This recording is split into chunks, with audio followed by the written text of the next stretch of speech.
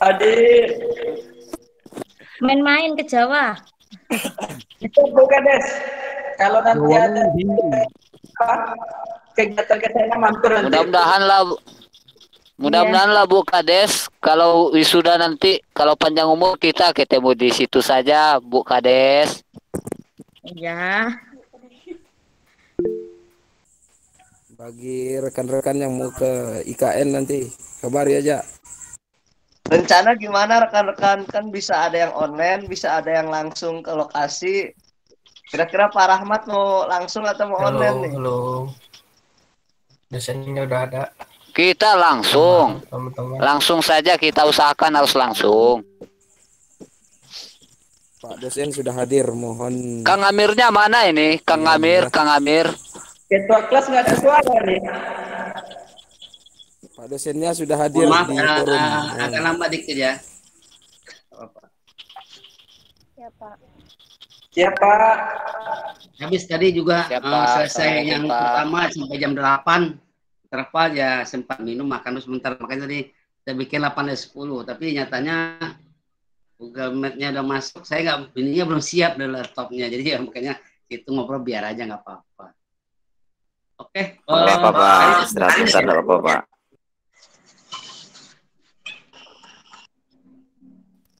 Hari ini Apa-apa, 30 orang, tapi ini mahasiswanya 82 di sini nih. Di grup berapa ya? 92 mahasiswanya di grup. Belum masuk separuh mungkin Pak. Di grup jumlahnya berapa sih? Masih pada belum masuk Pak. Banyak yang bilang Di grup ada 83 peserta. Dari kampus 62 mahasiswa. Tapi Susah namanya bergabungnya Pak, jaringan lelet. Iya, nggak apa-apa. Yang saya tahu namanya hujannya Pak, lagi besar-besarnya hujan Pak, jadi mati lampu sedikit kalau di desa nggak ada sinyal Pak. Ya biasa.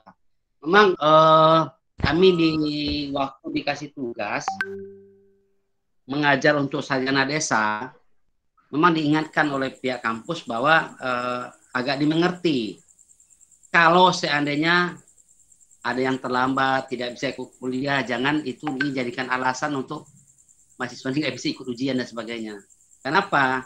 Karena sinyal kalau orang tinggal di kota nggak masalah sinyal. Tapi kalau yang tinggal di pedesaan kan sulit. Jadi tentu saja pada saat dia mau pas kuliah yang nggak bagus nggak nyambung. Jadi itu jangan alasan. Makanya pada dasarnya saya tidak banyak mengandalkan coret-coretan yang hadir. Yang pentingnya bisa kalau bisa hadir semua sih hadirin semua aja. Karena itu nggak penting aman nanti. Makasih Pak. Makasih banyak Pak. Apalagi kita di Kepulauan Mentawai Pak. Cuma saya punya nama mahasiswa pas ini baru 10 orang baru. Ya. Selebihnya saya nggak kenal namanya. Kenapa? Siapa Artinya saja gini. Pak? Nomor HP-nya dari mahasiswa ini yang saya simpan baru 10 orang. Pertama Yang Ketua pasti SK buka aja. Chandra, Ahmad Yeza, Prayugo, Rahmat Hidayat, Sunarsi, Enang Rina, Fali Hidayat, Erawati dan Iman sama Makbul. Selain itu saya nggak punya namanya. Bisa ditambah Nomor sekarang, saya Pak. punya. Kenapa? Karena di grup itu ada 82 orang, 83. 83. Nanti dijapri, Pak. Itu anggotanya. Anggota 83. Tapi nomornya yang baru saya simpan baru 11 orang. Jadi ada 72, 71. Nomornya ada tapi Boleh dijepret nih Pak. Pak dosen. Izin Yohanes dari nomornya yang salah gini, kemarin. Enggak, maksud saya gini. Halo, Ya. maksud saya kamu perkenalkan diri di grup aja. Nama, asal, kalau mau kasih jabatan boleh, kalau malu dengan jabatannya nggak usah tulis. Tapi banyak juga, saya di kelas yang hari Kamis itu, nama, jabatannya, kasih permintaan jabatan kepala desa, dibuatnya juga, ya silakan aja. Nanti daerah mana. Walaupun nanti yang akan saya simpan tuh namanya saja. Jadi artinya gini apa?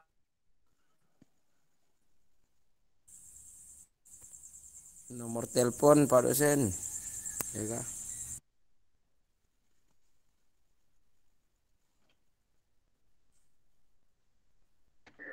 Nomor telepon perlu juga Pak dosen dicantumkan.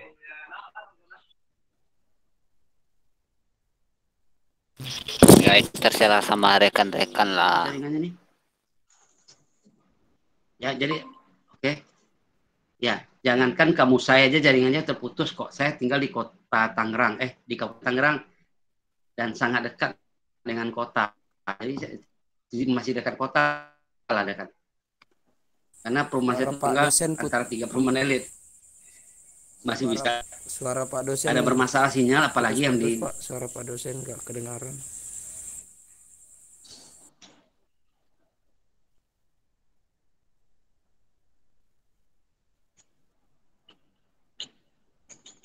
Nanti jangan hari ini, besok juga pagi-pagi juga nggak apa. Kenal Pak, nama saya Sunarsi, kerjaan saya ini, desa ini, kabupaten ini, komisi. Dasarkan itu aja.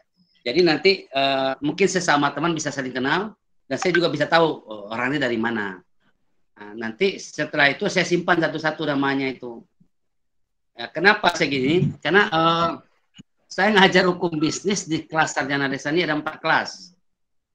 Kelas B, C, E, dan F saya pegang hukum bisnis ini. Dan rata-rata satu kelas itu 90 orang. Kamu bayangin, 90 kali 4, 360. Saya ngajar 10 orang satu kelas saja nggak apa saya semua namanya. Apalagi 90 ya. Jadi harap maklum aja. Jadi untuk saya mudah kalian chatting di grup itu, saya bisa ikut nyembrung, saya bisa sampaikan kalau namanya muncul gitu. Jadi kalau munculnya nomor telepon saya nggak tahu saya jawab. Oke, ya itu aja. Ini kuliah kedua, jadi masih lari kemarin. Kemarin saya telah jelaskan tentang pembagian hukum ya. Terakhirnya sampai di mana nggak bingung. Terakhir yang jelaskan sampai di mana, Wan? Subjek udah. Halo? Terakhir sampai di mana? Sumber hukum bisnis sudah ya? Kemarin materi hukum bisnis. Fungsi hukum bisnis. Oh, objek apa? Sampai mana ya? Ada di hukum bisnis, Pak. Pidana dan perdata kemarin. Insya Allah itu. Masih pembagian hukum? Udah sampai ke KUH perdata, Pak. Jadi pidana perdata, Pak. Fungsi hukum material. Pidana, datanya perdata gitu. Nah, gini. Jadi gini. Fungsi hukum saya di kelas C dan D. Mau ingat ya, saya di C dan D itu udah 3 kali pertemuan. Besok udah jadi keempat. Sementara di ini baru kedua. Ini 2 kali pertemuan. Dengan ini kan 2 kali pertemuan kan?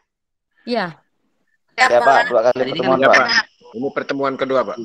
Nah, jadi gini, saya takutnya jangan tertumpang tindih dengan kelas yang C dan D. Ini kan kelas apa ya?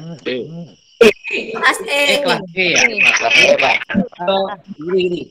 Di kelas E baru saya sekali ngajar. Di kelas F belum ada sama sekali. Di kelas C dan D saya udah ngajar 3 kali kok. 2 kali. Jadi hari ini masuk ketiga. Jadi di minggu ketiga, jadi beda 1 minggu. Jadi makanya kadang-kadang materinya kadang-kadang saya takutnya saya ceritain yang udah atau yang belum ya. Bukan Pak, ini yang hukum bisnis, yang E masih di hukum bisnis. Tujuan hukum udah ya, wujud hukum udah. Hukum tertulis sama lokal daerah seputar internasional. Oh, masih pembagian hukum artinya ya. Iya. Oke, berarti itu pembagian hukum berarti Pak. Objek hukum bisnis nggak salah Pak. Ya oke, berarti pengertian hukum udah saya jelasin. Tujuan hukum juga udah kan? Sebenarnya ini tidak saya jelaskan, paling saya jelaskan nanti ke hari-harian aja. Karena Pak, jadi sini udah bisa dipahami juga sebenarnya. Oke, jadi tujuan hukum udah. Terus wujud hukum berwujud normal kan udah kemarin ya. Pengertian hukum bisnis ya. Ya. Hukum bisnis. Hukum bisnis. Udah. Oke. Materi B. Hukum bisnis sudah Pak. Hukum bisnis ada 3, hukum ada tertulis, hukum adat. Objek hukum bisnis lagi Pak. Hukum tertulis semuanya gitu. kecuali apa? Lokal, daerah, sekitar, internasional. Oh, dia komunis ya udah ya. Heeh. Kemarin itu Pak, pidana sama perdata itu loh Pak. Tuh. Kayak gini-gini. Sebenarnya itu jadi gini. Saya itu belum masuk ke materi hukum bisnisnya sebenarnya itu. Jadi saya membuat global dulu. Jadi karena di Fakultas Ekonomi itu materi hukum itu hanya 1 semester aja, itu adalah mata kuliah hukum bisnis. Kalau langsung to the point ke hukum bisnis, bisa saja, tapi sangat disayangkan kamu tidak punya pengetahuan umum tentang hukum. Jadi Benar, makanya Pak. sebelum saya masuk ke mata kuliah hukum, saya kira pengantar hukum itu seperti apa gitu. Jadi mulai saya ceritakan definisi hukum, pengertian hukum, pembagian hukum, supaya kamu tahu hukum itu apa saja. Ada hukum pidana, ada hukum perdata, Nah, ada itu hukum Pak. acara. Itu makanya saya sampai itu, ceritain. Pak. Artinya, Iya nyampe situ kemarin. ya itu maksud saya. Oke, ya berarti itu kan yang saya berikan. Artinya tujuannya apa? Supaya nanti kamu tidak dapat hukum bisnis saja materi yang kuliah yang saya berikan, tetapi dapat juga awal-awal itu hukum secara umum. Itu tujuannya saya. Jadi nanti misalnya kamu nonton TV, terus kok orang ditangkap, oh ya saya pernah cerita, tangkap itu ada proses, waktu ditangkapan berapa lama, itu. Jadi tujuan saya, nanti kamu nonton TV, kamu udah bisa, oh ya Pak Yaf sudah cerita ini, ya. Orang ditahan berapa lama, tahanan pertama itu berapa, ada perpanjangan, siapa yang boleh menahan, itu kan ada cerita. Jadi artinya, saya awal-awal ngajar itu, saya tidak sengaja tidak ngajar hukum bisnis dulu. Karena sebenarnya hukum bisnis itu, kalau saya waktu kuliah itu jumlahnya 20 SKS. Hukum perdata itu 12 SKS, hukum dagang itu 8 SKS. Jadi 20 SKS ini 2 SKS semua hukum bisnis. Sementara kalau hukum bisnis 2 SKS diberikan hukum bisnis tidak tahu hukum secara umum. Makanya karena kebetulan saya ngajar mata kuliah hukum, saya ngajar hukum, dan saya profesional, akan saya ceritalah pengalaman sekalian. Jadi makanya kuliah-kuliah satu itu lebih banyak hanya bercerita umum jadinya. Saya tidak menceritakan tentang bisnisnya. Jadi makanya kemarin ada tentang pembagian hukum, bentuk hukum, wujud hukum, kan itu dibuatkan. Tujuannya pas B tahu, oh ini maksudnya apa hukum material atau hukum formil. Hukum material itu apa? Materi hukum. Artinya materi yang harus dipertahankan. Bagaimana hukum itu bisa jalan? Nah, dibantu oleh hukum acara. Nah, hukum acara itu apa saja? Ini ada 2. Hukum acara itu apa? Ada hukum acara pidana, ada hukum acara perdata. Itulah yang saya cerita kemarin. Mungkin saya bisa ngulangi lagi juga bisa, tapi supaya nggak tertinggal, saya lanjutkan aja ke bawahnya. Jadi makanya saya tanyakan kemarin terakhir sampai apa? Pelanggaran berat sama pelanggaran ringan, Pak. Oh, gitu. Berarti materinya sedikit banget kemarin dia. Oke. Oh ya kemarin tuh saya tanya juga kan tentang misalnya gini. Apa perbedaan kejahatan? Pak, apa perbedaan penjara sama kurungan ya? Iya Pak, kurungan sama penjara. Ya, aku itu Pak. Kan itu. Nah, kenapa? Karena kalau asumsi orang umum penjara sama kurungan tuh kadang-kadang terbalik-balik gitu. Karena kalau saya tanya kadang orang mengatakan kalau hukuman penjara di penjara, kalau kurungan tuh di kantor polisi bilangnya. Padahal sebetulnya di kantor polisi itu hukuman penjara bisa juga. Kenapa? Karena hukuman penjara itu kan tidak harus di penjara. Kalau dulunya nama penjara, kalau sekarang namanya bukan penjara. Namanya sekarang adalah lembaga pemasyarakatan. Artinya tujuannya apa? Lembaga itu untuk mengembalikan orang yang bersalah itu untuk kembali ke masyarakat. Maka dibuat namanya lembaga pemasyarakatan. Kalau dulu namanya apa? Penjara namanya. Malah ada istilahnya prodeo. Prodeo itu apa? Tempat tinggal gratis. Gitu. Kan orang tinggal di penjara itu atau tinggal di LP kan gratis. Udah gratis. Dapat makan. Terus dikawal, dijaga lagi. Kalau kita di luar, dikawal, dijaga, bayar orangnya. Makan bayar. Ini kan enggak. Makan gratis, tempat tinggal gratis. Hidup kita dijaga gitu. Ya, kadang-kadang jangan pikir DLP itu hidupnya mudah, enggak juga. Biaya hidup di DLP itu mahal loh. Kalau dalam prakteknya mahal. Ditonjokinnya juga gratis, Pak. Karena orang di LP itu kadang-kadang biaya hidup itu kadang-kadang lebih mahal daripada hidup di luar. lebih murah karena biaya di luar. Apa? Kalau di LP itu kadang-kadang kan nggak bisa satu, sedikit. Jadi gimana? Kalau kita ada keluarga datang LP kan nggak bisa bawa makanan sedikit. Kenapa? Kalau bawa makan untuk keluarga saja, teman yang lain gimana? Kecuali yang dibawa itu langsung dimakan. Tapi kalau bawa makanan yang bawa ke kamar, itu biasanya harus banyak lebih. Kenapa? Karena itu dimakan bersama-sama sama teman. Jadi kadang-kadang rasa solidaritas tinggi sama, tapi kadang-kadang jadi biaya hidup tinggi. Kenapa? Dalam praktek juga kadang di LP itu kadang-kadang untuk mendapatkan kamar itu bayar itu. Walaupun secara aturan bahwa LP itu semua nggak ada yang bayar. Aturan. Baik tempat tinggalnya, makannya, semua penjagaan itu semua ditanggung negara. Tapi di dalam praktek kadang-kadang nggak itu perjualbelikan. Kenapa? Ada pasta-pasta tertentu yang diberikan. Jadi karena itu udah jadi bisnis. Ya, bisa bisnis dilakukan oleh sipir penjara atau pegawai penjara, pegawai LP, bisa juga bisnis dilakukan sesama narapidana yang ada di dalam. Jadi kadang-kadang transaksi bisnis narapidana itu banyak.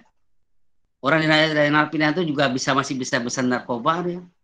Malah kadang-kadang peredaran narkoba di luar itu yang ngatur juga orang dalam penjara, bisa kan? Banyak terjadi gitu.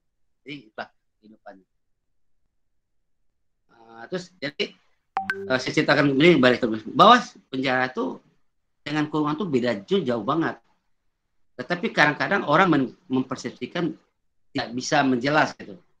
Ada yang bilangnya kalau penjara itu kejahatan berat, kurungan kejahatan ringan. Padahal enggak. Karena kejahatan itu ada yang ringan, ada yang berat. Sementara orang kejahatan ringan sama kejahatan berat sama-sama penjara. Kurungan itu diberikan bukan orang melakukan kejahatan, tetapi apa? Kurungan diberikan kepada pelaku pelanggaran. Dan kalau untuk hukuman kurungan itu adalah orang yang melanggar pelanggaran, yang melakukan pelanggaran, maka dia tidak harus menjalani hukuman kurungan, dia bisa milih. Biasanya untuk pelanggaran hukumnya digandeng. Bisa pilih denda, bisa pilih kurungan. Kalau dia pilih denda, kurungan tidak perlu dijalani. Kalau dia nggak mau bayar denda, kurungan harus dijalani. Itu berbeda. Terus kalau penjara itu masa penahanannya lama. Bisa penjara sementara maksimalnya 20 tahun. Bisa penjara seumur hidup sampai dia meninggal, jadi panjang. Kalau kurungan minimal 1 hari, maksimal 1 tahun. Tetapi di dalam praktek, dalam kurungan itu jarang yang sampai berbulan. Biasanya putusan kurungan itu karena pelanggaran, putusan itu biasanya hari. Sehari, 2 hari, 5 hari, seminggu, atau 2 minggu. Jadi jarang yang sampai berbulan-bulan. Walaupun ancamannya bisa berbulan. Kita lihat aja. Karena kurungan itu biasanya untuk pelanggaran, makanya yang langgar itu apa? Peraturan daerah. Misalnya. Tapi sebenarnya pelanggaran itu tidak hanya peraturan daerah. Di dalam Kitab Undang Hukum Pidana itu ada juga pelanggaran. Kenapa? Karena dalam Kitab Undang Hukum Pidana atau KUHP itu ada 3 buku. Buku pertama itu mengatur tentang hal yang umum. Di situ apa saja diaturnya? Tentang punya. Di mana berlakunya Kitab Undang Hukum Pidana? Kitab Undang Hukum Pidana itu berlaku di mana? Kitab Undang Hukum Pidana itu berlaku di wilayah Republik Indonesia. Nah, wilayah Republik Indonesia di dalam hukum pidana itu tidak hanya di darat, tetapi juga yang ada di laut. Tidak hanya di darat dan di laut, tetapi juga meliputi wilayah angkasa di udaranya. Dan di dalam hukum pidana itu juga diatur juga perluasan wilayah. Artinya hukum pidana itu berlaku di wilayah Indonesia, tapi bisa juga berlaku di luar wilayah Indonesia, tetapi tetap diakui hukum Indonesia. Contohnya apa? Contohnya adalah kapal laut atau pesawat terbang berbendera Indonesia. Maka semua tindak pidana yang terjadi di atas 2 kendaraan tersebut, maka yang berlaku adalah hukum Indonesia. Walaupun posisinya pesawat itu bukan di Indonesia, bukan di Indonesia. Jadi di dalam hukum pidana itu wilayah berlaku itu berlaku di wilayah Indonesia. Wilayah Indonesia di mana? Dari Sabang sampai Merauke. Ya, kalau memang terjadi tindak pidana dari Sabang Merauke, maka berlaku hukum Indonesia. KUHP. Tetapi ada juga yang mengatur dalam KUHP itu perluasan wilayah. Perluasan wilayah itu apa? Tidak hanya wilayah darat, laut, udara juga. Dan tidak hanya itu lagi, perluasan wilayahnya ada juga. Artinya di moda transportasi yang memakai bendera Indonesia, maka kejahatan yang terjadi di situ berlaku ke Indonesia. Contohnya apa? Pernah nggak dengar kasus pembunuhan Munir? Pembunuhan Munir pada tahun 2000. Nah, pembunuhan Munir itu terjadi peristiwa pembunuhannya di mana? Di atas kapal pesawat. Di atas pesawat. Nah, tetapi yang berlaku hukum pidana yang dipakai di mana? Ya di Indonesia dia. Kenapa? Karena pesawat yang ditumpangi oleh Munir itu adalah Garuda Indonesia yang berbeda Indonesia. Tapi kalau seandainya Munir itu terbang dengan pesawat Singapore Airlines, maka hukum berlaku istilah hukum Singapura jadinya kalau terjadi pembunuhan Munir. Tapi karena kebetulan Munir itu terbang dari Jakarta, transit di Singapura dan terbang ke Belanda, dan pembunuhan itu terjadi, kematian itu terjadi dalam penerbangan di ruang angkasa, di udara, berada di posisi waktu itu diketahuinya dan meninggalnya di waktu di atas Eropa. Tapi hukum yang berlaku adalah hukum Indonesia. Kenapa? Karena pesawat terbang atau kapal laut yang berbendera Indonesia, walaupun berlayar di negara lain, hukum yang berlaku adalah hukum Indonesia. Kecuali pesawat terbang itu mendarat dan orang itu turun di bandara. Maka yang berlaku baru hukum negara dia di mana mendarat. Tapi kalau seandainya tidak pidana itu terjadi di dalam pesawat, maka hukum berlaku itu hukum Indonesia. Nah, itu diatur dalam KUHP itu di dalam buku 1. Atau bisa juga siapa yang orang bisa dipidana, orang yang melakukan pidana. Terus bagaimana dengan orang yang membantu melakukan perbuatan pidana? Kan ada biasanya tidak pidana itu kan dilakukan tidak sendirian, bersama. Ada yang pelaku, ada juga yang membantu. Atau bisa juga ada yang pelaku, ada yang mengatur. Kayak Pak otak perampokan, otak pembunuhan. Jadi yang merancang gitu, yang merencanakan gitu. Nah, itu hukum pidana itu, aturan-aturan itu diatur di dalam buku KUHP pidana. Sedangkan dalam buku kedua KUHP pidana itu mengatur apa? Mengatur tentang kejahatan. Apa itu bisa masuk pencurian, perampokan, pembunuhan, penganiayaan, penghinaan nama baik, termasuk juga apa? Pokoknya segala macam kejahatan itu diatur dalam buku kedua KUHP pidana. Termasuk juga tentang kejahatan terhadap negara, terhadap keamanan negara sebagainya. Sedangkan buku ketiga itu dalam KUHP itu mengatur masalah tentang pelanggaran-pelanggaran. Jadi beda. Kalau pasalnya diambilnya di buku kedua tentang kejahatan, maka vonis yang diberikan ke orang itu adalah hukuman penjara. Tapi kalau diambil dari pelanggaran, maka vonis yang diberikan itu adalah bisa denda, bisa kurungan. Jadi itulah perbedaan sebenarnya. Jadi makanya kuliah pertama dan kedua itu saya lebih banyak cenderung mengajarkan hukum secara umum. Ya, karena sebetulnya saya mengajar mata kuliah ini cukup lama, dan saya juga profesional, saya maka diceritakan pengalaman aja. Itu pengalaman. Jadi artinya ini kuliah untuk awal-awal ini belum masuk ke hukum bisnis benar, tapi lebih baik yang umum sebenarnya. Ya cuma ini saya lihat itu ada 62 yang hadir, tapi sepertinya di Meet ini maksimalnya 49. Saya nggak tahu bisa nambah lagi, nggak tahu caranya. Kenapa? Saya tadi coba pakai titik 3 itu, ubah tata letak, saya pindahkan ke paling kanan, tahunya maksimal 49 orang. Sehingga yang kuliah 62, tapi yang muncul gambarnya, ada yang gambar, ada kamera, nggak ada kamera, hanya 49. Tapi nggak apa-apa. Tapi kalau yang saya mungkin bisa ditonton semua, karena otomatis karena pembicara muncul kan, tapi kalau nggak pembicara bisa aja yang muncul dan yang enggak. Kenapa? Saya tahu di kota-kota ini cuma jumlahnya maksimal 49, tapi ini yang hadir partisipan 62 orang, banyak banget ini. Terus ada yang bertanya, jadi nanti mungkin untuk ya ada tadi materi yang saya berikan itu materi ada download ya? Sudah, Pak. Sudah di-download, Pak. Di-download, Pak. Jadi gini, jadi kalau yang sifatnya PowerPoint yang itu tuh adalah saya yang membuat ngetik buatnya. Cuma kadang-kadang untuk menambah bahan, saya juga mendownload materi dari luar. Yang mana bagus, yang mudah dipahami, itu saya kirim. Cuma biasanya kadang-kadang itu materi itu nggak bulat saya terima. Biasanya saya roba-roba dikit-dikit aja. Ya, jadi artinya materi itu bisa dapat, karena dengan kuliah online ini, ya kesempatan mahasiswa mendapatkan materi bisa dari mana aja. Ya.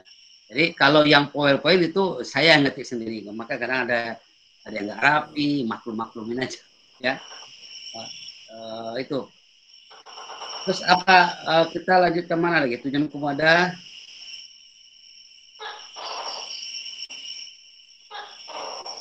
Nah, jadi kita lanjutkan kemarin subjek hukum. Subjek hukum itu, ya, sedangkan kemarin hukum bisnis, saya hukum bisnis. Subjek hukum bisnis itu ada dua. Pertama adalah manusia, Ya, dikenal juga namanya naturalized person. Naturalized itu arti alami, person ya hukum. Orang. Jadi manusia itu dikatakan sebagai subjek hukum yang utama. Kenapa? Karena sebenarnya subjek hukum itu hanya manusia. Tetapi karena kita belajar hukum bisnis, makanya jadi subjek hukum itu di samping manusia juga ada badan hukum atau dikenal juga namanya reg person. Jadi badan hukum itu bisa sifatnya badan hukum swasta, bisa juga badan hukum sifatnya publik. Ya. Jadi badan hukum itu apa contoh badan hukum? Tahu? PT, Pak, PT. Siapa yang tahu badan hukum? Perusahaan, PT. Perizinan atau legalitas. Badan hukum itu Badan hukum itu akte notaris. badan Pak. itu badan hukum yang menaungi kita atas apa yang ada di desa. Biasanya kalau desa itu gitu, Pak. Gini. Produk hukum. Badan hukum itu sebetulnya adalah satu lembaga yang ada pengesahan menteri. Pengesahan ya. Jadi gini, Kalau di desa kalau kalau tidak ada pengesahan itu bukan badan hukum jadinya. Contohnya apa? Iya. CV. Pernah Iya. dengan CV kan? Iya. Firma itu bukan badan hukum namanya. Jadi yang badan hukum itu PT, koperasi, yayasan, itu badan hukum. Kenapa? Karena untuk pendirian satu PT atau pendirian sebuah yayasan atau pendirian koperasi harus mendapatkan pengesahan dari Menteri Hukum dan HAM. BUMDes sekarang Ormas misalnya. Berbadan hukum Kalau- juga, BUMDes. Kalau negara udah pasti itu sebagai badan hukum kan. Nah artinya badan hukum swasta nih. Karena halo. Badan hukum itu ada badan hukum pemerintah negara, ada badan hukum swasta. Yang saya ceritakan di sini adalah badan hukum swasta. Jadi yang badan hukum swasta itu apabila badan itu atau organisasi itu berdiri ada pengesahan. Jadi kalau orang mendirikan CV itu nggak ada pengesahan dari Menteri Keuangan, maka CV bukan berbadan hukum. Iya. Tapi Dan walaupun ungkap, bukan Pak. badan hukum, CV atau firma itu dalam melakukan usahanya tetap ada akte notaris. Pendirian CV itu pakai akte notaris. CV firma atau persekutuan pendataan itu ada juga materinya ada. Jadi artinya gini. Jadi yang badan hukum itu kenapa dia jadi berbadan hukum? Karena untuk mendirikan itu harus ada pengesahan. Ya kan orang bikin PT atau bikin yayasan atau bikin LSM misalnya. Nah, itu harus ada pengesahan. Kalau tidak ada pengesahan maka dia tidak berbadan hukum. Makanya bisa jadi katakan dia ilegal jadinya. Kan bisa juga gini. Kayak kemarin-kemarin itu ada pinjol online. Ada pinjol yang ilegal kan. Sebenarnya pinjol itu awalnya ilegal. Orang tuh punya izin. Cuma kalau pakai yang legal tentu mungkin dia tidak bisa memanfaatkan yang maksimal. Kenapa? Kan ditentukan. Pinjaman online itu ditentukan bunga dan sebagainya caranya. Sementara kadang-kadang dalam yang pinjol ilegal terus dia banyak mencari keuntungan. Jadi seperti kan kayak model pemerasan dan sebagainya. Sehingga yang dipakai aplikasinya biasanya aplikasi yang ilegal. Karena dia aplikasi ilegal kan tidak terdaftar di OJK. Kalau yang pinjam online yang legal itu harus terdaftar di OJK. OJK itu Otoritas Jasa Keuangan. Semua yang berkaitan masalah keuangan, apakah itu saham, apakah masalah perbankan, izin semua itu harus melalui OJK. Orang pinjam online itu juga harus OJK. Tapi kalau kemarin dilakukan pengerebekan kepolisian, dia sebenarnya PT itu punya izin dia. Tetapi di dalam menjual produknya, yang dijual itu produk-produk yang ilegal yang banyak. Sehingga terjadi apa? Orang minjam tidak sesuai dengan kesepakatan. Pinjam 6 juta, tetapi yang diterima berapa? 4 juta, 5 juta. Setelah itu dalam hal penagihan. Penagihan itu kan punya tata cara. Dalam online, pinjam online yang legal itu ada tata caranya. Suku bunga ditentukan ada batasnya. Tapi kalau pinjaman online yang ilegal itu batasnya nggak jelas. Maka yang timbul terjadi apa? Orang pinjamnya 5 juta bisa saja utangnya bisa belasan juta. Jadi akibatnya menjerat. Ya timbullah keluhan-keluhan. Ada orang sampai bunuh diri gara-gara pinjaman online tersebut. Ya kan ada yang mati, ada yang terdiri utang dan sebagainya. Kenapa? Karena dalam pinjaman ilegal itu sering dijebak. Ya pinjam nggak sanggup, dia bikin pinjaman baru. Pinjaman baru lebih besar, dia tutupin pinjaman yang pertama. Selesai yang pinjaman pertama, muncul pinjaman kedua, makin lebih besar. Nggak tahu mau dibayar, ditawarin lagi pinjaman ketiga, itu online ilegal lagi. Hutang lagi, tutup yang kedua, yang ketiga muncul yang lebih besar. Akhirnya apa yang jadi? Orang yang masuk ke jerat pinjaman online itu akan terjebak dengan utang yang berbelit-belit, yang menjerat. Itu makanya kemarin tuh begitu ada pengaduan, akhirnya turun ke kepolisian, banyak yang lakukan penangkapan. Kalau pinjaman online yang legal itu nggak masalah. Cuma memang jelas kalau pinjaman online itu yang jelas pasti suku bunga tinggi. Kenapa? Karena dalam pinjaman online itu kan tingkat risikonya tinggi gitu. Beda kalau dalam bisnis, kalau tingkat risiko tinggi, otomatis harus tinggi nilai margin yang didapat dalam bisnis. Apa tidak bisa ditindak itu Pak ya? Kasus seperti itu Pak? Ya kan udah ditindak itu. Cuma memang kan udah ada banyak Polda yang melakukan penangkapan. Iya, tapi masih banyak yang Polda Banten, Polda Jogja, Jawa Tengah dan sebagainya. Cuma memang belum semua yang dapat. Biasa kan kadang dalam satu orang pelaku kejahatan itu kan seperti banyak. Yang ketangkap tuh yang lagi nasibnya tidak baik aja. Sama gini.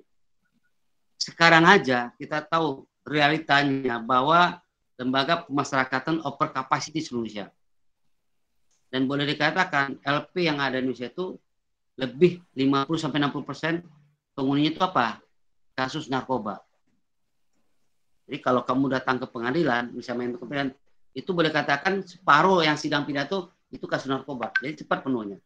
Itu aja udah penuh. Apalagi kalau seandainya semua yang melakukan pidana masuk penjara. Lebih kacau lagi. Maka yang masuk penjara itu biasanya apa? Pelaku pidana yang lagi apes nasibnya. Dan kenapa? Kan setiap orang melakukan pidana dia dapat hukuman. Buktinya apa? Tanyalah. Begitu orang ketangkap di polisi, ditanya ada berapa kali lakukan? Ada yang udah 3 kali, ada yang 4 kali, 5 kali. 5 kali dia lakukan tindak pidana, baru dia dapat vonis 1. Jadi bisa saja orang itu melakukan tindak pidana berapa kali nggak tahu apa-apa. Tapi ada juga nasib apes. Baru pertama kali melakukan tindak pidana, nasib apes, dia ketangkap langsung ditahan dan masuk penjara. Itu katakan. Jadi artinya sebenarnya itu kalau masalah ditindak pasti ditindak. Tetapi proses penindakan itu kan tidak seperti yang mudah digambarkan. Kadang-kadang memang kita tahu kerja polisian itu. Begitu ada instruksi cepat ya, satu habis itu lelet lagi kan bisa aja. Ya, kemarin tuh karena ada instruksi Kapolri langsung bergerak semua Polda. Hanya di beberapa tempat langsung penangkapan kan banyak itu. Sekali penggerebekan dapat 50, dapat 60, 40. Tapi sebenarnya itu sebetulnya perusahaan-perusahaan pinjol online ilegal itu banyak kok. Mungkin belum semua yang kegarap gitu. Jadi bukan berarti tidak pernah dilakukan. Dia bukan tidak ditindak. Cuma tentu nggak semua yang bisa ketindak gitu. Sama saja kita lihat nih, kalau orang melakukan pelanggaran itu kan banyak sekali. Apalagi kalau nggak ada pihak, kalau nggak ada polisi di pinggir jalan, itu pelanggaran makin banyak. Ada polisi aja pelanggaran ada, apalagi nggak ada polisi. Kalaupun ada, kan polisi nggak semua bisa ditindaknya. Kenapa? Karena praktek pun kadang-kadang si pelanggar ini lebih kuat dari yang menegakkan aturan. Betul ya gitu. Itu pernah kan waktu ada PPKM level 4 itu kan orang nggak bisa keluar. Banyak jalan yang disekat-sekat itu. Kalau nonton TV kan mungkin kalau kamu tinggal di desa nggak lihat, tapi bisa aja kan nonton TV kan berita kan ada. Itu di persimpangan tuh kan untuk PPKM level 4 banyak jalan yang ditutup, banyak jalan dialihkan, banyak diputarkan. Kadang-kadang terlalu banyak orang ini. Akhirnya apa? Pembatas itu ditolong. Kan biasanya pembatas itu kan tidak ada yang permanen, ada juga yang sifatnya pembatas itu yang plastik, yang ringan gitu. Ya, karena udah banyak orang ketahan nggak bisa lewat karena mau dialihkan, akhirnya didorong, buka akhirnya lewat tuh. Polisi yang jaga mungkin 4-5 orang, sementara pengendara motor ratusan banyaknya.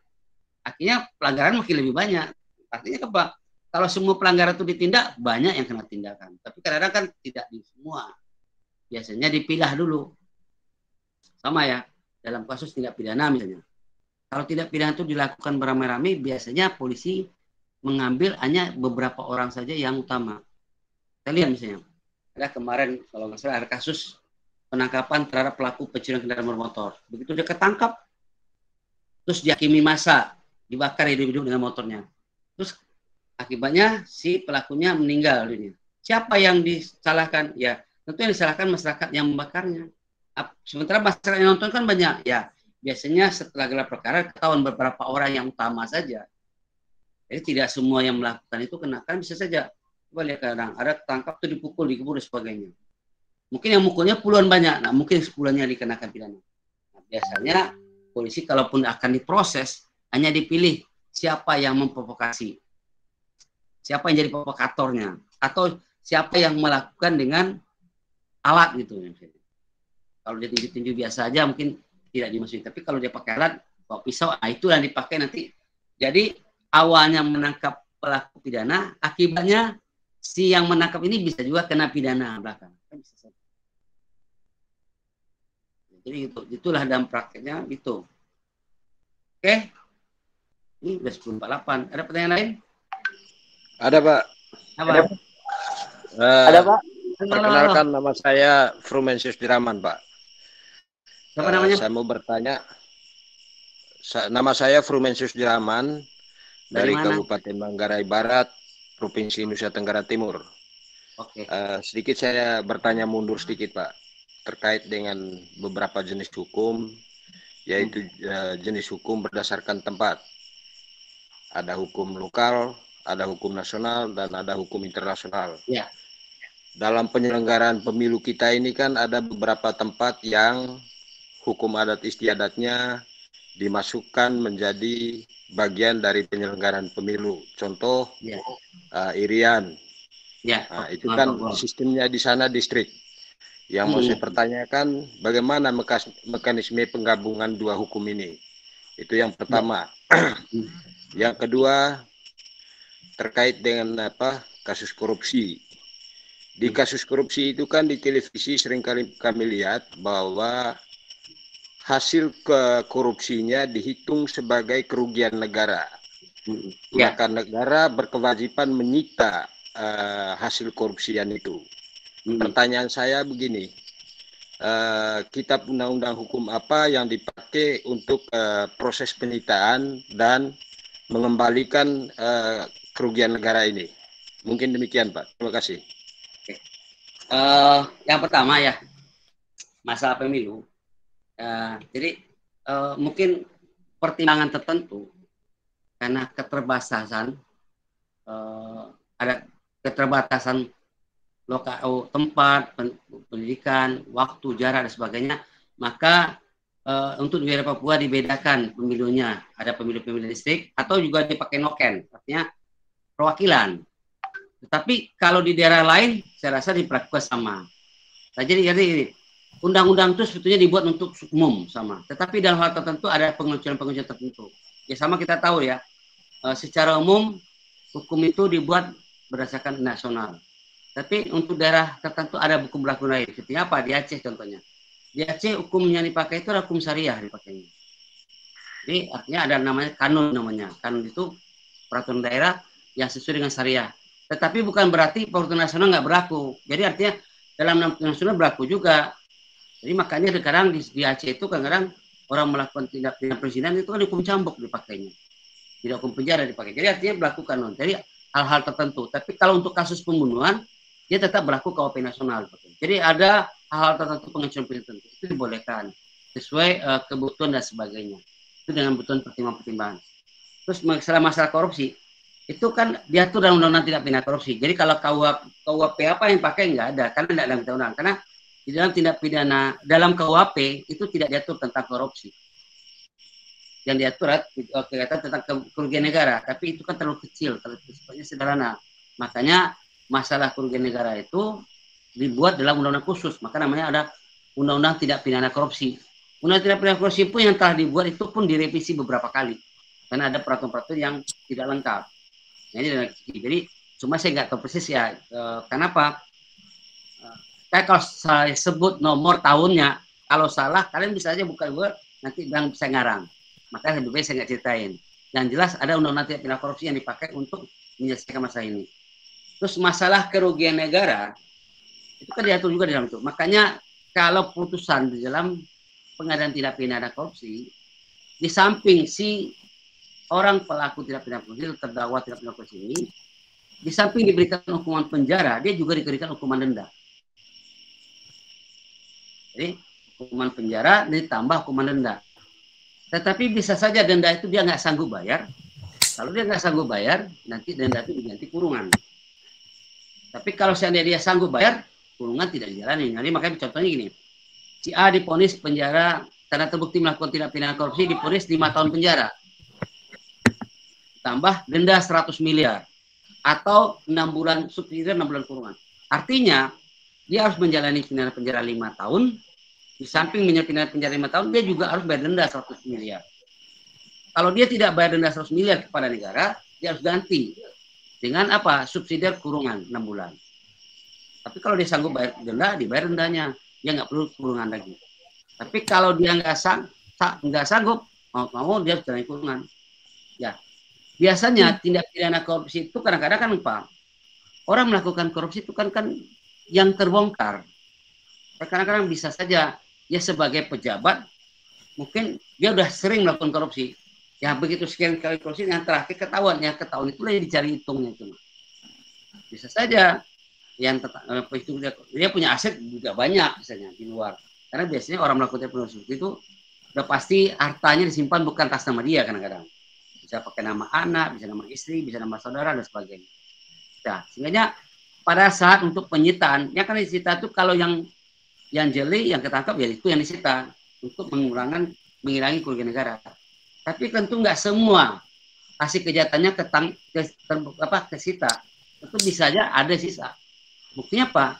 Kita lihat setelah seseorang itu menjalani pidana penjara yang terlibat korupsi, nyatanya dia nggak miskin kok, tetap masih kaya. Kenapa? Karena rata-rata yang dibuat minta denda itu yang diganti ada perbuatan korupsi yang diketahui, yang diperkarakan. Kalau dia misalnya melakukan korupsi untuk 10 pekerjaan, selamat. Atau pekerjaan ke-11 ketahuan dia korupsi. Kalau pekerjaan ke-11 itu nilainya 10 miliar ya. 10 miliar itu yang diganti. Sementara yang lain itu kan udah banyak. Itu kan tersimpan dia. Makanya kadang orang diponis penjara tindak pidana korupsi itu kan nggak lama-lama juga. Paling 4 tahun, 5 tahun, dan 3 tahun. Hanya sebagian kecil biasanya yang tinggi. Biasanya yang tinggi itu kalau seandainya penegak hukum namanya. Kenapa? Kalau penegak hukum, biasanya hukuman tindak pidana korupsi itu lebih tinggi. Dia bisa diambil yang terberat. Makanya kadang-kadang kalau hakim yang korupsi atau pengacara yang jaksa yang korupsi itu hukumannya tinggi. Tapi kalau orang biasa yang korupsi biasanya nggak tinggi-tinggi amat. 4 tahun, 5 tahun, setelah itu bebas dia. Setelah bebas dia hidupnya mampu lagi kok. Karena hartanya kan tidak semua yang disita. Kalaupun disita negara kan hanya terbatas. Yang bisa diketahui, yang lain kan nggak ketahuan itu tetap. Makanya bagaimana mekanisme itu tentu ada, tapi persisnya juga harusnya ya dibaca undang-undang juga. Yang jelas ada, tapi yang jelas bebannya negara memberikan kerugian itu sesuai dengan perkara itu. Kan bisa saja dia melakukan korupsi itu udah sering, ya kalau dia pimpinan proyek udah banyak proyek yang ditanganinya, itu semua proyek itu korupsi dia. Tapi begitu satu proyek dia kena, ya proyek itu aja yang dihitung kerugiannya. Itu yang dia harus ganti. Itu pun belum tentu semua yang mengganti. Kadang-kadang ada juga orang si pelaku korupsi itu, terdakwa korupsi itu nggak sanggup. Ya kalau nggak sanggup ganti dia bayar kurungan. Kan ada juga. Tapi biasanya masih sanggup. Kenapa? Rata-rata orang tuh berduit simpannya banyak sekali. Makanya karena gini ya, di dalam perbuatan pidana, perbuatan tuh yang dihukum tuh perbuatannya, bukan nilainya. Makanya kalau melakukan suatu tindak pidana, jangan tanggung-tanggung. Kenapa? Karena hukumnya sama. Misalnya korupsi 10 juta, korupsi 100 juta, korupsi 1 miliar, korupsi 1 triliun sama hukumannya. Karena yang didasarkan di dalam pidana itu apa? Perbuatan pidananya. Ini tidak nilai kerugian itu menjadi hukumannya. Ini makanya kalau mau korupsi kalian besar sekalian, jangan tanggung-tanggung. Kenapa? Makanya kalau orang korupsi itu besar, terus tidak semuanya tersita, kan dia begitu selesai hukuman kan masih tetap kaya dia, masih tersimpan. Beda kalau korupsi tanggung, dia korupsi cuma 100 juta, ya, dia korupsi 100 juta, begitu dia tertangkap berperkara, uang 100 juta nggak cukup untuk selesai perkaranya. Kenapa? Karena selama dalam proses perkara itu dia keluar uang besar. dia harus bayar pengacara, dia harus ngasih ini ngasih itu. Dan tinggal di penjara itu mahal biayanya. Tinggal di itu mahal biayanya. Ada sewa ini sebagainya, rumah makan dan sebagainya. Jadi seenggaknya kalau dia korupsi kecil-kecilan itu rugi. Yang ada buat kere ya. Tapi kalau korupsi besar-besaran, triliunan, wah, pulau penjara itu masih kaya. Banyak kan, udah banyak kan orang yang tipikor itu kan hukum 4 tahun 5 tahun, kan dia bebas. Hukumnya ya biasa-biasa juga, nggak harus miskin. Kenapa? Memang kena substansinya di situ. Karena sebenarnya kan ada harapan masyarakat apa? Pelaku tindak pidana korupsi itu diberikan hukuman pemiskinan. Jadi semua hartanya disita. Cuma kadang-kadang pasalnya apa? Kan aparat penegak hukum itu tidak bisa menyita kalau tidak tahu dia harta itu membenar itu dia punya. Ya, karena biasanya orang melakukan tindak pidana itu makanya ada istilahnya tindak pidana pencucian uang TPPU itu kan. Tindak pidana pencucian uang itu apa? Itu kan orang mengaburkan sumber hartanya. Jadi mungkin saja dia korupsi supaya korupsinya nggak ketahuan, dia kaburkan dengan cara dia investasi beli reksadana, dia nyumbang panti asuhan. Itu kan TPPU udah pencucian uang. Dia dikaburkan sumber uangnya. Jadi artinya di dalam hukum itu ya banyak intik sekali kalau kita lihat. Ada yang lain pertanyaan? Jadi gini ya, materi saya berikan. Kalau dia ada pertanyaan nanti. Izin nanya Pak. Tanya. Izin bertanya Pak. Gini. Saya sebenarnya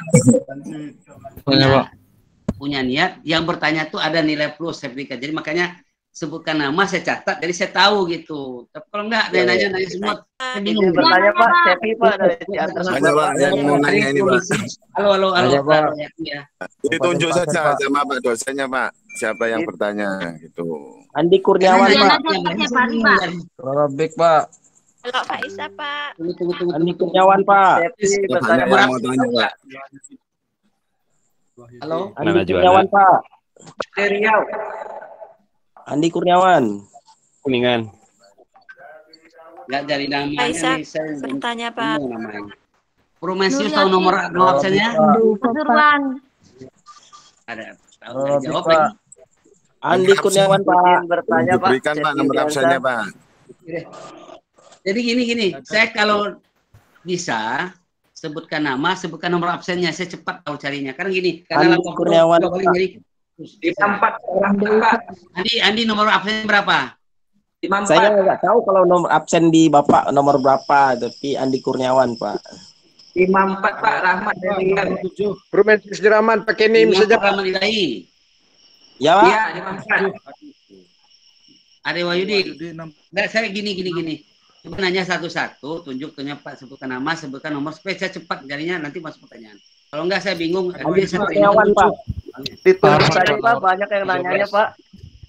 Nah, gini. Pak, ditunjuk aja Pak. Rahmat Ilahi, apa pertanyaannya? Gini Pak, kita kan di BUMDes itu kan ada simpan pinjam dan mungkin expert kita ini mau bikin kredit sepeda motor, apa kita wajib untuk ke OJK-nya Pak, untuk izinnya Pak, itu gimana Pak? Oh, prosesnya saya sebetulnya gini ya, kalau untuk BUMDes saya nggak tahu persis ya. Nanti karena kan kalau saya ngarang-ngarang nggak enak gitu. Karena yang saya tahu yang harus pakai OJK itu kalau yang larinya ke perbankan atau yang mungkin nilainya besar gitu. Ya sepertinya pinjaman yang resmi. Tapi kalau BUMDes itu kan masih desa, bisa saja itu saya tidak tahu aturan persisnya. Jadi saya nggak mau menjawab kalau saya nggak tahu persis. Pak, mau tanya. Kalau bisa perbankan udah pasti perbankan terus atau pinjaman yang besar-besar yang jelas kan bisanya itu sifatnya berlakunya umum ya. Kalau BUMDes itu kan kecil stopnya, ya. Itu saya rasa tidak lari ke OJK. Kenapa? Secara logika saja kita pakai desa itu di Indonesia jumlahnya berapa? Puluhan ribu banyaknya. Kalau seandainya BUMDes dalam melakukan suatu aktivitas itu harus ada izin OJK, OJK akan kelabakan jadinya.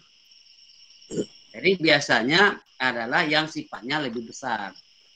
Jadi kalau BPR bisa, karena BPR itu tingkatnya satu kota dia. wilayah kerjanya bisa di kota. Malah kadang-kadang DPR itu bisa bekerja untuk wilayah kerjanya di beberapa kota. Tapi kalau BUMDes kan tingkat desa. Desa di Indonesia itu jangankan desa, kabupaten kota aja di Indonesia itu lebih dari 560 kabupaten kota. Apalagi dengan pemekaran-pemekaran di sekitar 700. 700 kalau setiap kota kabupaten itu punya 15 saja kecamatan, kalilah 700 kali 15. Berarti 700 kali 15 kali lagi desa berapa satu kecamatan? Wah, desa Indonesia itu jumlahnya bukan 1000, udah puluhan ribu banyaknya. Jadi kalau ditanyakan apa perlu izin OJK, saya rasa tidak. Secara logikanya nggak mungkin itu terpantau oleh OJK. Jadi kalau OJK itu memantau kegiatan bisnis yang berkaitan dengan perbankan atau keuangan itu adalah biasanya berlakunya tingkat daerah. Jadi kayak bank. Berarti kalau kita bikin pembiayaan sepeda motor tuh nggak ada masalah sama OJK atau sama yang lain ya Pak ya? Ya saya gini. Saya tidak berani menjawab, takut saya nggak tahu persisnya. Kalau saya tahu, saya jawab. Begini kan, kalau ini jangan, walaupun saya dosen, saya nggak tahu persis. Karena di tingkat desa itu pinjaman ini harus pakai izin OJK, saya nggak tahu. Tapi saya yakin tidak ada. Karena OJK itu wilayah kerjanya tidak sampai menyangkau sampai ke tingkat desa. Nah, kalau perbankan nasional, ya perbankan daerah, ya juga kan ada. Biasanya setiap provinsi kan memang punya bank daerah, BPD, bank pembangunan daerah. Itu masih terjangkau OJK. Terus ada namanya bank perkreditan rakyat. Itu kan biasanya wilayah kerjanya kan di kabupaten atau kota. Itu perizinannya masih terjangkau oleh OJK. Tapi kalau untuk tingkat desa, usaha perekonomiannya itu saya tidak tahu persis, tapi saya yakin itu nggak sampai ke OJK. Karena pertanyaan tadi ramai mengatakan apa perlu ke OJK? Saya rasa enggak. Kenapa? Karena setahu saya desa itu jumlahnya puluhan ribu. Karena kami di Riau, di kecamatan nih, ekspan kami di pembiayaan sepeda motor atau sekarang Pak BUMDes tuh, dia tunggu lagi dia. Selain pinjaman ke bagian pertaniannya. Jadi kalau untuk tingkat kecamatan saya nggak tahu ya. Saya nggak tahu persis. Jadi gini. Saya jadi gini. Saya selama ini mengajar mahasiswa umum. Ya, jadi kini kebetulan saya desa, orang perangkat desa. Jadi kadang persoalan di desa benar ditanyain. Ya, kalau saya pernah ngalamin dan saya tahu, saya akan bantu jawab. Tapi kan tidak semuanya saya tahu persis. Kenapa? Ya, saya sebetulnya tinggal di desa juga. Saya pernah jadi sangat dekat dengan perangkat desa. Kenapa? Karena dekat dengan perangkat desa itu karena saya penyelenggara pemilu di tingkat kecamatan waktu itu. Saya 3 kali pemilu pilkada gubernur Provinsi Banten, pilkada bupati, dan pemilu legislatif 2019, saya PPK di tingkat kecamatan. Dan saya membawai 11 desa, 10 desa, 1 kelurahan. Dan saya punya wilayah bina-bina desa-desa. Jadi sehingga tahu, tapi biasanya yang lebih cenderung saya tahu banyak, biasanya berkaitan dengan pemilu. Yang berkaitan umum nggak banyak tahu juga. Tapi tentu sedikit banyak ada, tapi kan nggak bisa berani saya jawab ngarang-ngarang karena saya nggak terjun duduk di desanya. Tapi saya pernah dekat dengan orang-orang desa itu karena berkaitan dengan pemilu aja. Karena saya waktu itu jadi panitia pemilihan kecamatan, bawaan saya tentu panitia pemungutan suara tingkat desa. Jadi izin bertanya Pak. Oke, ya kami lagi aja ya. Yang lain siapa nanya lagi? Andi Kurniawan Pak. Coba Andi Kurniawan apa pertanyaannya? Ya Pak, terima kasih Pak Andi Kurniawan dari Bangka Belitung. Menanyakan yang lagi viral ini Pak ya. Betul. Gimana hukumnya tentang pemeriksaan handphone tanpa seizin yang punya, dan kemudian perekaman tanpa seizin yang direkam gitu. Kurang lebih seperti itu Pak. Terima kasih. Ya, makanya kan kita lihat ada Ibda Ambarita kalau salah saya, yang dia bertugas di Jakarta Timur, dia melakukan hal tersebut. Karena viral akibat kan ada dampak buat dia. Dampaknya apa? Yang pasti dia ditarik. Itu tugas yang pertama. Dari pembinaan ke Polres. Biasanya begitu. Di kepolisian itu, kalau seseorang ada melakukan suatu pelanggaran, biasanya ditarik ke pusat. Ya, kita banyak sekarang yang paling viral banget itu di Polda Sumatera Utara. Ada beberapa aparat kepolisian, ada yang masa seorang pedagang sayur jadi korban pemerasan dan korban pemukulan oleh preman. Premannya ditersangka, tapi premannya mau terima, akhirnya preman lapor ke polisi bahwa dia juga dipukul sama tukang sayur. Akhirnya tukang sayur pun jadi tersangka. Padahal si tukang sayur itu melakukan pemukulan kepada preman karena dia pembelaan diri. Karena yang memulai pemukulan siapa? Karena di dalam pidana biasanya yang memulai itu yang dihitung. Sementara yang dengar dulu ya, yang belakangan itu kan pembelaan diri dia. Sehingga yang terjadi apa? Yang terjadinya adalah si polisi salah menafsirkan ini. Akhirnya pedagang saya itu dijadikan tersangka. Setelah viral berita ini, akibatnya turun apa? Kapolsek langsung mencopot, Kapolres langsung mencopot Kanit. Karena untuk pencopotan Kanit itu ada tanggung jawab Kapolres. Tetapi Kapolsek pencopotannya tanggung jawab Kapolda, bukan tanggung jawab Kapolres, di atas lagi. Tapi yang kenyataan dalam hal ini kasus ini saya lihat bukan Kapolda yang mencopot lagi. Karena waktu itu belum sempat Kapolda mau pencopotan, maka Kapolri langsung mencopot dia. Dicopot, ditarik dia di jabatan tersebut. Nah, itu pertama proses administrasi, belum lagi proses pidananya. Ya kayak kemarin, saya nonton berita TV itu ada berita seorang anggota polisi terlibat perampokan di Lampung ya. Itu melakukan perampokan terhadap mahasiswa. Terlibat langsung. Akibatnya apa? Polisi itu dicopot jabatannya, diberhentikan dengan tidak hormat. Nah, diberhentikan tidak hormat dan dicopot di depan acara, bajunya dilepaskan, diganti-ganti. Nah, terus yang kedua, setelah dicopot dan diberhentikan, dia akan menjalani pidana, hukuman pidana. Maka saya katakan tadi, kemarin pernah saya ceritakan enggak bahwa di dalam hukum pidana itu ada hukuman pokok, ada hukuman tambahan. Hukuman pokok di dalam pidana itu apa? Pertama adalah pidana penjara, yang kedua pidana kurungan, yang ketiga adalah pidana mati, yang keempat adalah pidana denda. Nah, sedangkan hukuman tambahan dalam hukum pidana itu apa? Itu adalah pencabutan hak tertentu. Contoh pencabutan hak tertentu itu apa? Misalnya dia TNI tadi atau dia polisi tadi. Karena dia melakukan tindak pidana, di samping jadi vonis pidana, dia juga diberhentikan dengan tidak hormat. Itu kan hukuman tambahan. Atau dia ASN misalnya. Dia ASN melakukan tindak pidana. Apakah pembunuhan atau penganiayaan atau siapalah. Samping dia dapat hukuman pidana sesuai dengan KUP, dia juga bisa saja dapat tambahan yang lain. Apa? Misalnya diberhentikan tidak hormat secara ASN. Atau bisa juga, mungkin kalau yang masih lebih baik Pak, ditunda kenaikan gajinya. Atau ditunda kenaikan pangkatnya, itu mungkin ringan. Kalau yang parah kayak kita ini biasanya kalau pidana berat, biasanya diberhentikan dengan tidak hormat. Itu ada hukuman pidana tambahan. Atau bisa juga pencabutan hak politik. Misalnya seorang anggota dewan dia. Begitu anggota dewan terbukti melakukan tindak pidana bisa korupsi. Nah, maka hukuman itu bisa dia jalani macam-macam. Pertama bisa jadi dihukum vonis penjara 5 tahun. Denda misalnya 100 miliar. Kalau nggak berdenda kurungan sekian. Terus tambah apa? Dicabut hak politiknya 10 tahun misalnya. Itu kan baru tambah rugi dia. Karena dia anggota dewan itu politik itu jalan klaim pekerjaan. Tapi karena suatu tindak pidana korupsi bisa saja majelis hakim hukum di samping hukum pidana dia juga diberikan hukum tambahan. Apa hukum namanya? Cabut hak tertentu, cabut hak politik, nggak boleh berpolitik. Kan itu hukuman juga. Jadi di dalam hukum pidana itu ada hukuman pokok, ada hukuman tambahan. Hukuman pokoknya itu hukuman penjara. Penjara itu ada 2. Ada penjara sementara, waktunya paling lama 20 tahun. Paling ringan 1 hari. Cuma tidak ada orang di penjara cuma 1 hari.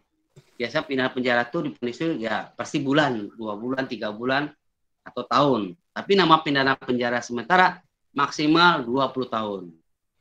Kalau lebih 20 tahun itu nama penjara sementara. Biasanya apa? Pidana hukuman seumur hidup.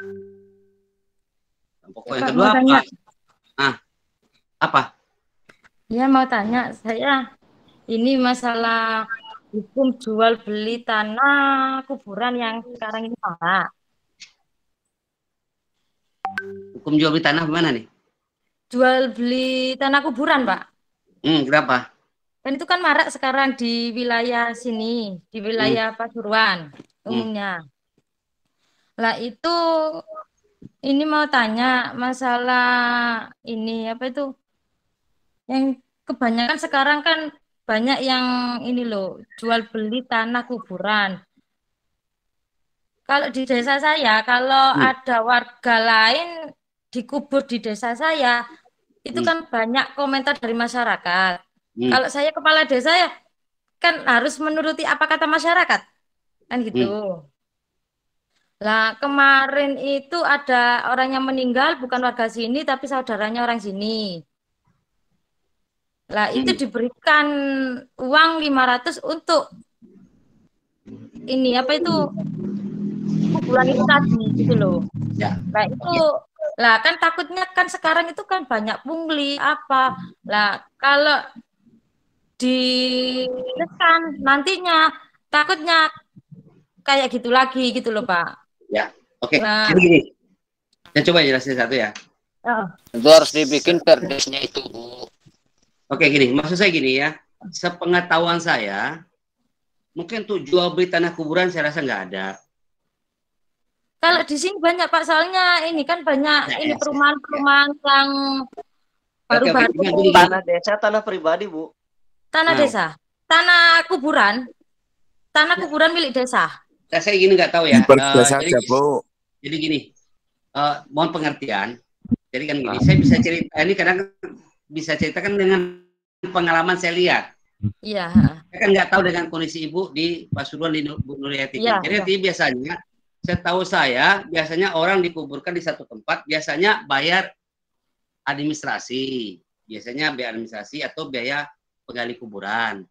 Ya, itu sekarang banyak yang prinsipnya dipulihkan itu, Pak. Tanah kuburan. Nah, dengar dulu. Ini yang saya lihat. Iya.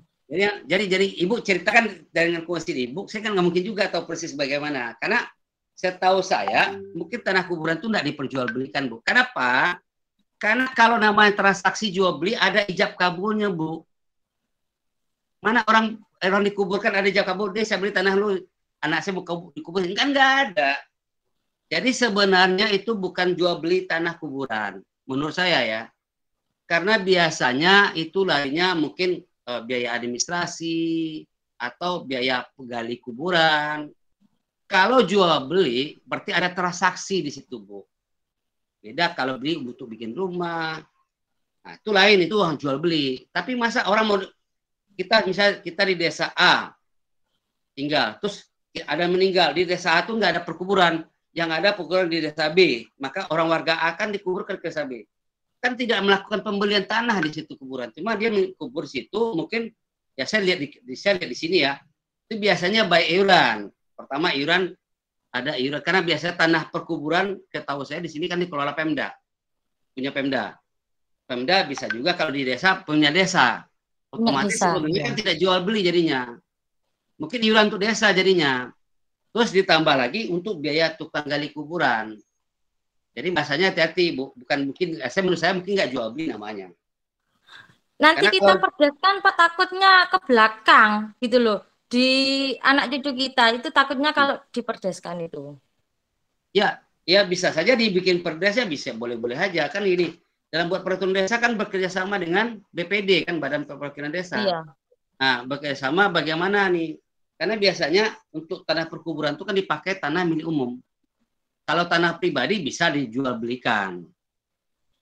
Ya kenapa? Kan ada juga kayak di daerah Karawang namanya.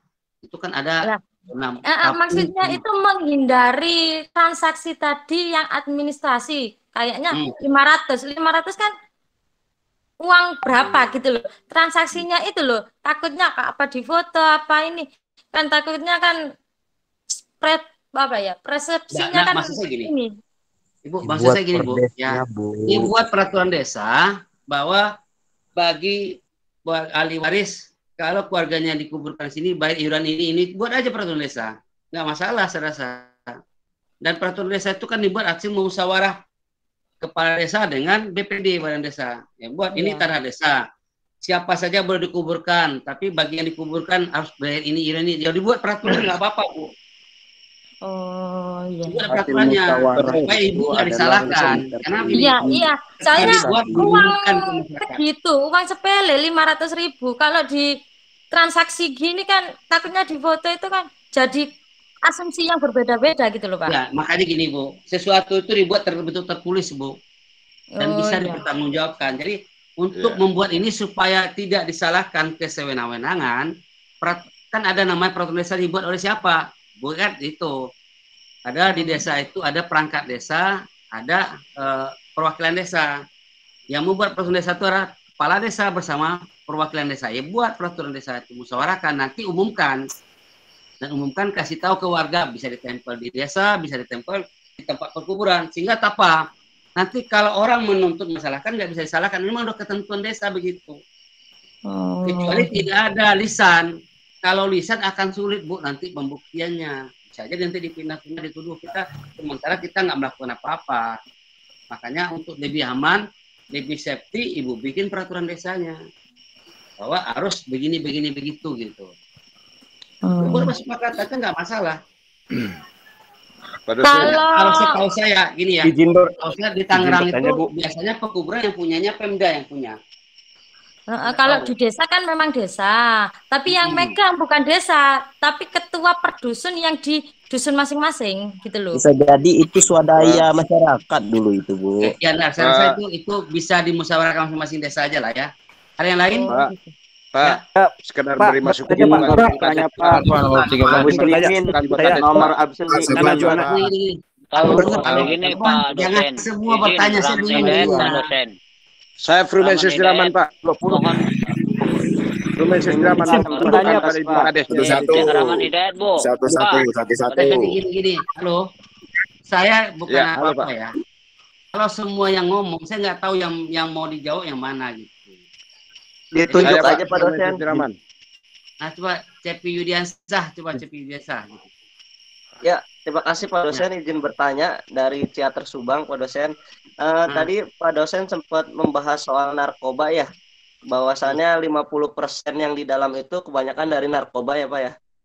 Cuma yang jadi masih rasa penasaran saya itu Pak, apa sih korelasinya, apa yang indikasinya Pak ketika seseorang pemakai itu yang dihukum yang mana, yang direhab di mana, itu terkesan kita yang awam akan hukum tuh kayak melihatnya itu kok kayak kurang adil gitu hukum narkoba itu Pak. Kok ada yang direhab, ada yang enggak gitu. Itu gimana ya Pak ya? Siap. Ya, jadi gini. Aja, Pak. Jadi ini saya hanya sampai 25 ya, karena saya harus absen sampai 21.25 karena 21.30 tutup. Jadi saya harus. Jadi untuk tindak pidana, memang di dalam 20 tahun belakangan ini kasus tindak pidana itu makin meningkat, sehingga di dalam tindak pidana, di dalam perkara pidana yang ada di itu boleh katakan lebih separuh itu kasus narkoba. Sementara untuk hukuman yang diberikan kepada narkoba ini, kalau untuk pemakai itu bisa rehabilitasi, bisa juga penjara pidana. Tapi kalau untuk pengedar udah pasti hukuman pidana yang diberikan.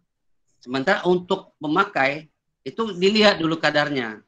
Yang jelas kalau orang yang pemakainya tingkatnya tinggi, itu biasanya kadang-kadang bukan hanya rehabilitasi, tapi tetap pidana yang dikenakan.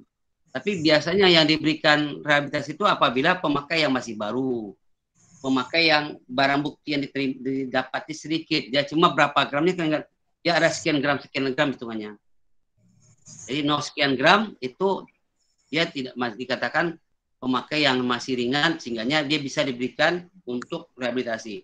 Cuma dalam pelaksanaan sebenarnya rehabilitasi itu tidak terlepas dari pendekatan. Jujur, kalau tidak ada pendekatan dengan penyidik, biasanya orang itu hampir kena semua oleh pidana. Walaupun dia pakai sedikit kena pidana juga. Apalagi yang banyak makanya. Tetapi kalau orang bisa pendekatan, biasanya kalau pendekatan itu ada hal di belakangnya.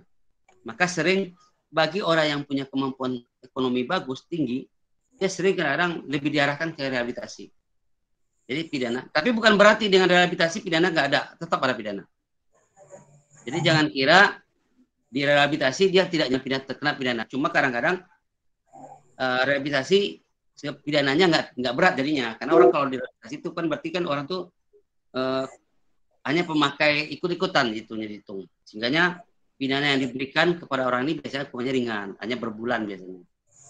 Tapi kalau orang tidak direhabilitasi biasanya lebih tinggi. Biasanya pidana itu bisa tahunan jadinya. Jadi kalau pemakai itu bisa 2 tahun, bisa 3 tahun, bisa 4 tahun. Apalagi kalau pengedar dia itu lebih tinggi. Apalagi kalau jadi bandar dia lebih tinggi lagi. Jadi makanya tergantung jenis ceritanya. Jadi kalau dikatakan tadi tidak adil, ya itu saya ceritakan itu dalam praktek. Untuk bisa dapat direhabilitasi tentu harus pendekatan ke penyidiknya, ke polisinya, untuk bisa didapatkan rehabilitasi. Kenapa? Untuk rehabilitasi kan butuh biaya besar. Kan dia dirawat di rumah sakit. Tapi biasanya setelah direhabilitasi dia nanti tetap menjadi pidana, cuma pidananya nggak berat. Tapi kadang-kadang ada kasus-kasus tertentu, karena udah bayarnya besar, kadang-kadang nggak lanjut ke pidananya. Jadi setelah rehabilitasi sekian bulan langsung hilang kasus itu. Bisa saja. Itu di lapangan, jangan cerita. Ya. Kalau secara turun tetap, walaupun ada rehabilitasi, pidananya tetap ada. Tapi dalam praktek, ya bisa-bisa aja. Contohnya, pernah Raffi Ahmad ketangkap masalah narkoba, dia direhabilitasi, setelah rehabilitasi, udah selesai. Tidak ada proses pidananya nampak saja. Oke ya. Baik Pak. Rasa gini ya, karena waktu saya tinggal 5 menit lagi, mungkin kalau saya itu nggak cukup waktu, saya anggap kalau mau tanya lagi silahkan nanti Japri aja atau di grup aja nanti saya coba jawab. Siap Pak, siap. Oke lah, wabillahi taufiq. Baik Pak. Ya. Waalaikumsalam. Waalaikumsalam. Terima kasih Pak. Terima kasih Pak. Terima kasih Pak. Ganti narasumbernya ganti. Rahmat dari Ayo Pak Rahmat, narasumbernya Pak Rahmat. Pak Rahmat. Mentawai mau nanya apa Pak Rahmat? Jadi pakar hukum.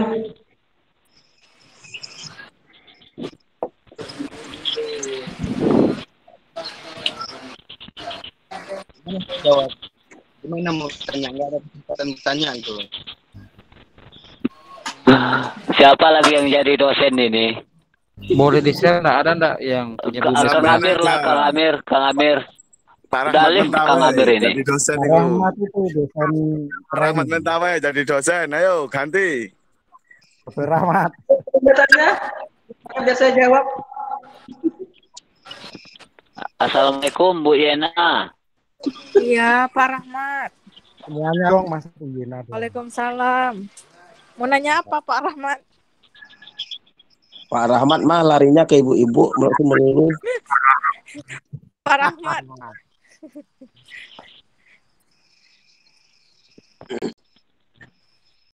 Ayo Nanya ke ibu-ibu lawan jenis berarti normal. Ya. Lanjut Pak Rahmat, pertanyaannya Pak Rahmat ke Ibu Yana. Ditungguin Bu Yana. Gimana keadaan Mentawai itu? Ya karena kami kan satu provinsi itu. Satu provinsi kami itu Kang Amir. Mantap, mantap. Kopi nih, jangan lupa kopi. Kopinya udah habis Pak. Iya. Kopi Sakare Kang Amir.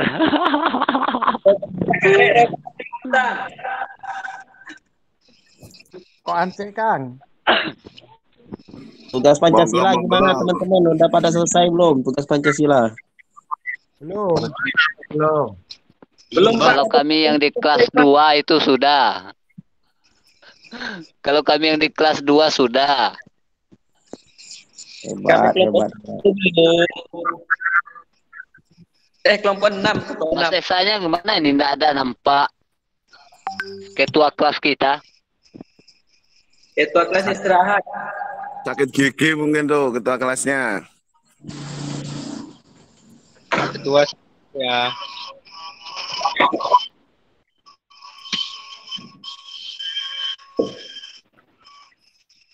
Izin lab. Coba pamit dulu. Pamit Mau dulu. melanjutkan aktivitas yang lain.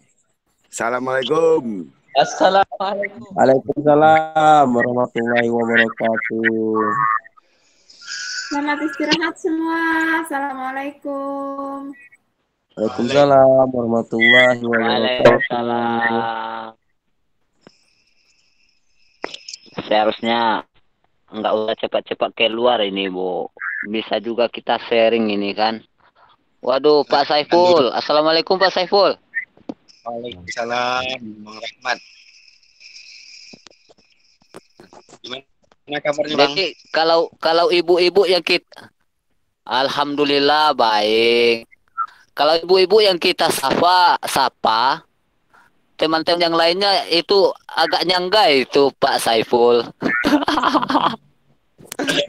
Ya. Tapi semangat itu ibu-ibu itu loh, Bang. Setel hisap rokoknya Pak Saiful tuh mantap banget tuh Pak Rahmat. Kopi udah satu. Rokoknya. Ayo Pak Andi. Kalau pesan kopi Pak Saiful sama Kang Amir. Wah, seruput kopi. Lain kali nanti. Amir. Rokok apa tuh Pak Saiful? Mudah-mudahan bisa ngopi bareng kita ini Pak Saiful. Mudah-mudahan nanti. Berharap sih bisa ketemu semua gitu kan. Rokoknya rokok apa Pak Saiful? Salam kenal Pak Andi. Pak Andi asli mana Pak Andi? Aku di Bangka Belitung. Pak Andi. Main-main ke Bangka Belitung. Amin, amin Pak Saiful. Main-main ke Bangka Belitung. Ntar temenin jalan-jalan. Nanti kan kita bisa adakan forum pertemuan gitu ya kan nanti suatu saat. Kok rokoknya yang ditanya Pak Andi? Boleh. Pak Andi. Ya, Pak Rahmat. Ibu-ibunya masih banyak, Pak Rahmat. Ibu kepala desa tadi masih ada kan? Bu. Kapan kita suruh lah Pak Ketua kelas kita itu bikin link supaya kita link khusus kita untuk bisa sharing kalau di hari-hari luang ada waktu luang lah. Setuju Pak. Buat link aja gampang. Atur lah. Kalau aku nggak bisa bikin link, aku gaptek Pak Rahmat. Kurang jelas suaranya ini Pak. Mungkin jaringan kita lelet nih. Di sini juga Pak. Kalau aku nggak bisa bikin link Pak Rahmat, aku gaptek soalnya.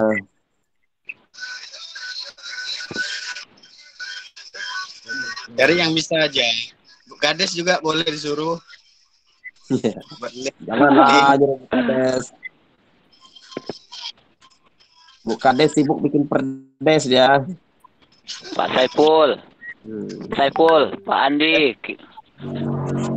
Kita mohon pamit lagi Pak Andi supaya ketemu besok ya Pak Saiful ya. Mau kemana? Oke lanjut aktivitasnya Bang. Dipanggil istri ya Pak Rahmat. Emang udah ini. Oh iya. Para maklum. Ya. Lanjut. Oke. Pola mana Pak Saiful? Ya, gimana Bang? Asal dari mana Pak Saiful? Saya dari Kalimantan Barat, Kuburaya. Oh, salam kenal Pak. Saya dari Aceh Pak. Salam Itu kenal nanti. Yang bakal provinsi itu Kalimantan mana Pak Saiful? Kalimantan Tengah Bang. Oh, Kalimantan Tengah. Itu Kalimantan Barat kena nggak tuh ini imbas-imbasnya kena nggak? Pendanaan ibu kota kah? Oh. Itu Kalimantan Tengah, Kalteng. Jadi nggak nyampe ke Kalimantan Barat? Nggak sih, tapi batasan. Hmm. Kalimantan Barat. Kopi dulu Pak Andi. Sambil Ya, ngopi. hajar. Kayaknya tuh besar tuh tempat kopinya tuh. Emang udah siapin ini mau sampai subuh. Mas Epul lagi ronda, Mas Epul. Besar tempat kopinya tuh. Emang siapin Mas untuk Epul lagi ronda. subuh gitu, begadang. Ya, dipersiapkan sampai subuh. Bulan ronda ya Pak. Kayaknya ngeronda juga Pak Saiful ya. Iya. Enggak, itu ya, ngumpul-ngumpul aja sih. Oh, Tenang-tenang. iya. Ya Pak. Sip, mantap lah. Salam. Oke, Pak. Lain waktu bertemu lagi ya Pak ya. Oke nih, tinggal kita aja nih. Yang lain udah pada keluar nih. Yo, sehat selalu ya. Siap. Assalamualaikum. Waalaikumsalam.